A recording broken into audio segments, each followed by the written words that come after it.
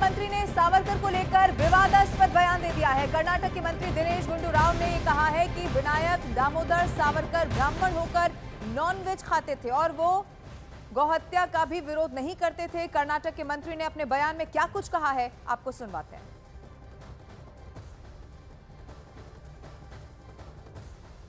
सावरकर ಮೇಲೆ ಗೆಲ್ತೀವಿ ಅಂತ ಹೇಳಿದ್ರೆ ಸಾಧ್ಯ ಇಲ್ಲ। ಅದು ಸಾವರ್ಕರ್ ಯಾಕೆ ಸಾವರ್ಕರ್ ಅವರು ಮಾಂಸ ತಿಂತಾ ಇದ್ರು, ಚಿತ್ಪಾವನ್ ಬ್ರಾಹ್ಮಣ, but he was a non-veg eater and he was not against cow slaughter. ಕೆಲವು ಜನ ಹೇಳ್ತಾರೆ ಅವರು ಬೀಫ್ ಕೂಡ ತಿಂತಾ ಇದ್ರು, but definitely as a Brahmin he was eating meat and he was openly propagating eating meat. Karnataka के मंत्री के विवादास्पद बयान को लेकर अब सियासी संग्राम छिड़ गया है। भारतीय जनता पार्टी ने कहा है कि कांग्रेस हमेशा से ही स्वतंत्रता सेनानियों का अपमान करती आई है। उधर वीर सावरकर के पौत्र अब इस मामले में कानूनी कार्रवाई की तैयारी कर रहे हैं।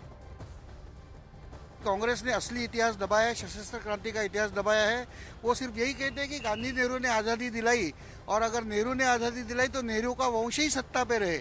और जब आज सच सामने आ रहा है, वीर सावरकर का त्याग बलिदान जब सामने आ रहा है, तो उनके बारे में ये विभिन्न बातें की जा रही है। पहली बात तो ये है कि वीर सावरकर ब्राह्मण है, गांधी ब्राह्मण नहीं है, तो कांग्रेस ने अपना जातिवादी चेहरा आज खुला कर दिया है। वो डिवाइड एंड रूल, ये ब्रिटिशों की पॉलिसी यहाँ चलाना चाहते हैं, ये हिंदुओं को जातियों में बांटना चाहते हैं।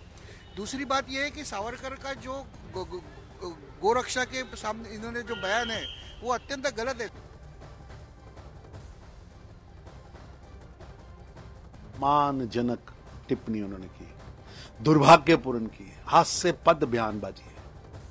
कांग्रेस ने हमेशा ही देश के स्वतंत्रता सेनानियों का, क्रांतिकारियों का, देश के वीर सैनिकों का, सुरक्षा बलों का अपमान किया है।